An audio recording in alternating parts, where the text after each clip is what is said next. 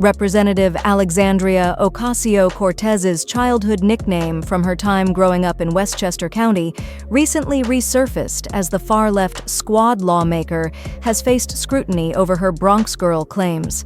The progressive Paul was known as Sandy as a youngster in Yorktown Heights and was affectionately remembered as a top-notch student in the school district that's about 34 miles north of the Boogie-Down. She was amazing, Yorktown High School science teacher Michael Blueglass told Halston Media in 2018, shortly after Ocasio-Cortez DNY defeated former Reppers Joe Crowley, DNY, in New York's 14th District congressional primary. Aside from her winning one of the top spots and going to the Intel International Science and Engineering Fair, she was just one of the most amazing presenters in all of the years I've been at Yorktown.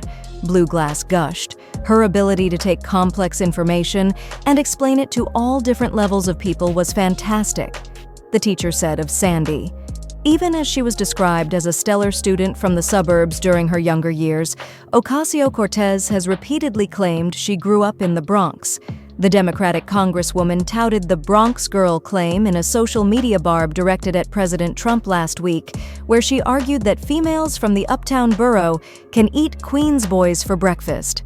In her back and forth with Trump, where she called for the president's impeachment over strikes on Iran's nuclear facilities, Ocasio-Cortez came under fire for playing up her Bronx allegiances while neglecting to mention that she spent the majority of her childhood in Westchester County.